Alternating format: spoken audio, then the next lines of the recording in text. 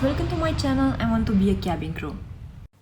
Hi everyone, welcome to the 4th episode of the series Interview with a Future Cabin Crew.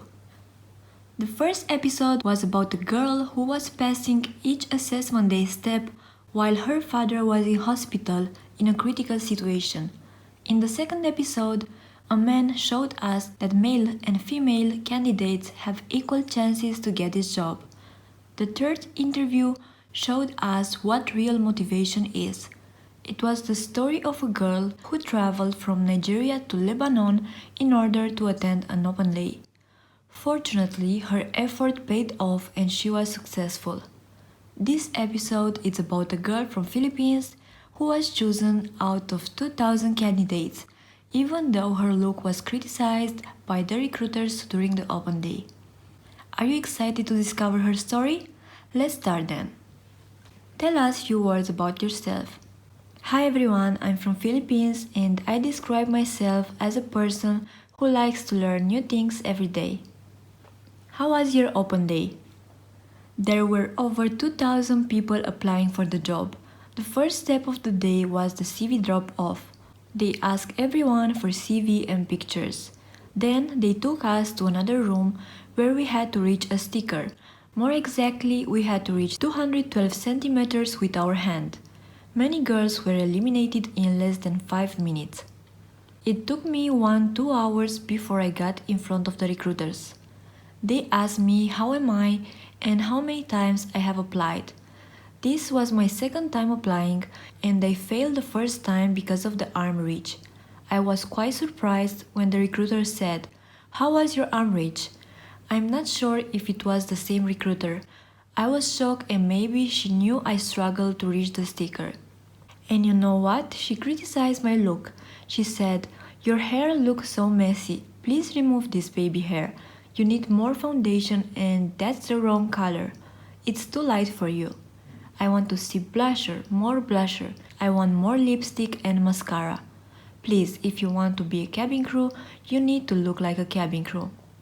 I was thinking maybe I failed, but then she said, "I will see you tomorrow, okay? You need to look like a cabin crew. Don't show this paper to anyone."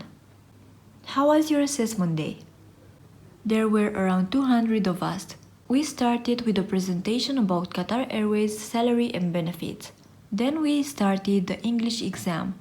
It was very easy in my opinion.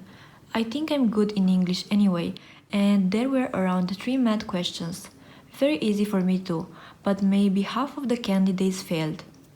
Next, it was the visual inspection. Even though I have scars, I just concealed them and it was no problem at all. I did the arm reach again and they made me repeat it around 5 times. The recruiter asked my height. I said 158 centimeters and she was shocked. I was scared, maybe she didn't like my answer. I declared only 1 scar that is not visible in uniform and 1 flat birthmark. I have 5 moles, but the recruiter said it's okay because they are just beauty marks, all visible but no problem with them. I passed and I had a final interview the next day.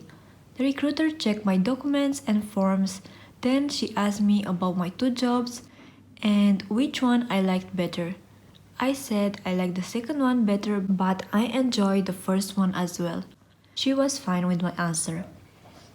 What happened after the final interview? How long did you have to wait for an answer? I was just waiting and maybe around 1 week later, I got the email to upload my pictures. How did you prepare for the interview? In the bus, I was thinking of possible questions and I made sure I had an answer to each one. I used Google to find common cabin crew interview questions, but I didn't get any of those typical questions. The interviewer asked me questions based on my CV and work experience. Why do you think the recruiters have chosen you? I think they have chosen me because I was very smiling and they noticed that I followed their feedback. Even though they criticized my makeup and look, I didn't find it insulting. I just went shopping for my makeup and hair right away. They probably saw the difference and know that I'm obedient, so I will follow their rules and they saw potential in me.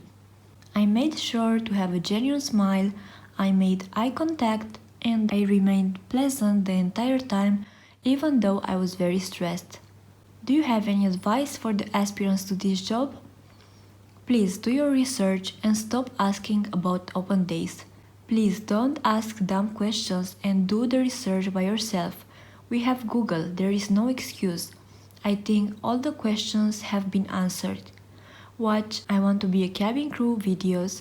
They are so helpful since Qatar Airways is very strict with company information and secretive. Make sure you look like a cabin crew. Be pleasant, give them a reason to like you and keep you. What do you think is going to be the biggest challenge for you in your new career? Maybe for now the medicals and the training. There are so many things to memorize. I don't know how to deal with the distorted body clock. I'm scared that I will be ill, alone, and in a foreign country. I don't know anyone in Doha, and maybe making friends is the next problem. Guys, that's it. This was our 4th interview with a future cabin crew. I really like this lady because she was very honest and direct. If you want to discover more about cabin crew life in Qatar Airways, don't forget to subscribe to my channel. If you have questions, please check my other videos because 99% of your questions are already answered in my previous videos. However, if you cannot find the answer, write your question in the comments and I will be happy to answer you. See you next time!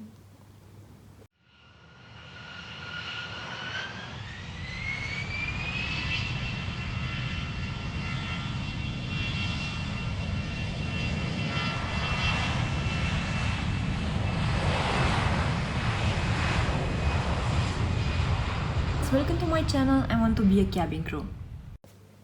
Hi everyone! Welcome to another episode of the series Interview with a Future Cabin Crew. The story that I will be sharing with you in this video is amazing.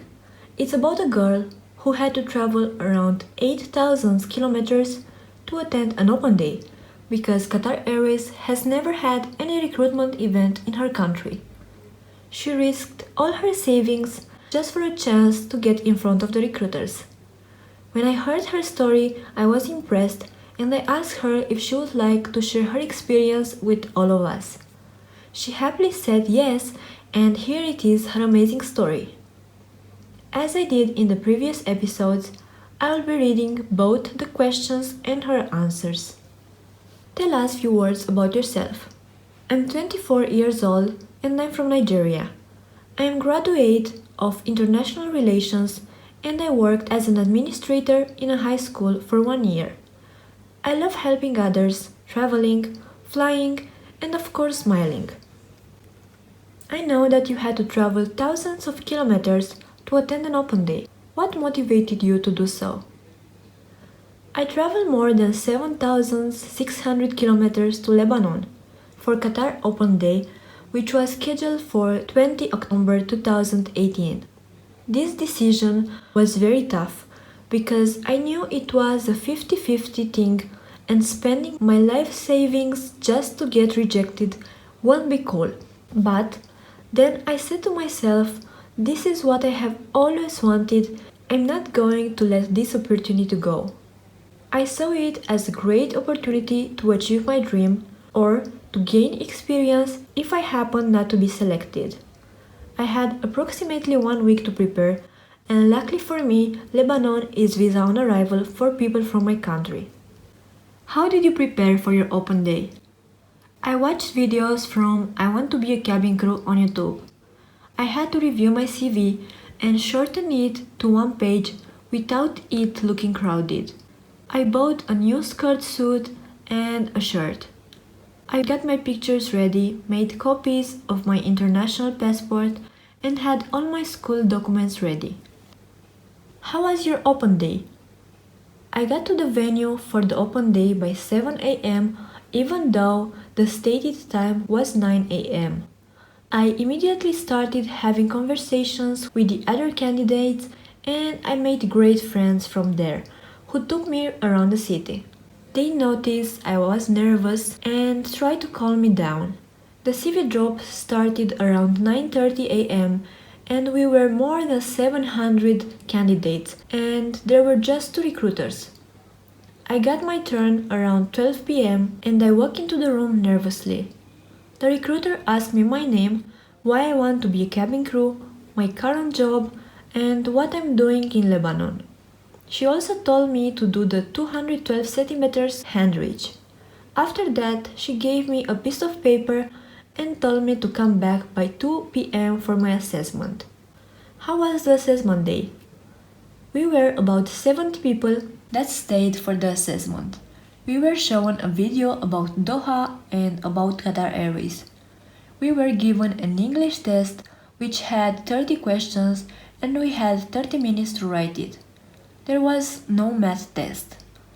We were further reduced to about 50 people and we were told to come back the following day by 9 a.m. The following day, we did the hand reach and the scars and tattoo declaration. We were further shortlisted to about 25 candidates and we filled some forms.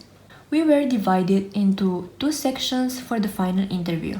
The first set did their final interview on that day, but mine was the following day. Our final interview was based mostly on our CV. They reviewed the forms we filled and asked us questions. I was asked to talk about the time when I received a constructive criticism from my boss. I was also asked one good thing and one not so good thing about the country I have visited. They also asked me if tourists come to my country, what they come for, and where my friends are from. We were told we will receive an email telling us to either upload our pictures or telling us we didn't make it to the next stage. About 13 people got email of moving to the next stage. What happened after the final interview? How much did you have to wait for an answer? After 2 days, I got an email telling me to upload my pictures and also to fill some forms. 3 days after uploading the pictures, I got an email telling me to re-upload my pictures and correct some mistakes I made in the first picture. 2 days after re-uploading the second picture, I got an email telling me that they have received my pictures. A decision on the final outcome may be taken approximately in 21 days, but after 2 days of receiving that email, I got another email telling me to submit my medical report. Why do you think the recruiters have chosen you? When I got to the venue on the open day of the CV drop, I went to use the lavatory and I saw some candidates that were a bit confused about the particular hall. I happily welcomed them and directed them to the hall. One of the interviewers was in their group and I didn't know. I guess that kind gesture and my friendliness was one of the reasons why I got selected. But you never can tell because the recruiters will not tell you why they selected or rejected you. Do you have any advice for the aspirants to this job? My advice for aspirants is just know that it is okay to be nervous. Dress properly, be friendly, and have a big smile. You can never tell who is watching. This is her story. Tell me in the comments what do you think about it. Would you have the courage to risk so much to get your dream job? Just think about this. 700 candidates attended the open day and only 13 of them were chosen in the end. Around 2% of them. There are countries where Qatar Airways comes to recruit monthly, such as India, Philippines, South Africa or Thailand. If you're lucky to live in one of these countries, good for you. But there are countries where they never come. They can come next week to those countries, next year, in 5 years, or maybe never. It's up to you if you want to wait or you want to take the risk. If you want to discover more about Qatar Airways and cabin crew life, check my other videos and don't forget to subscribe to my channel. If you have any question, write it in the comments and I'll be happy to answer you. See you next time!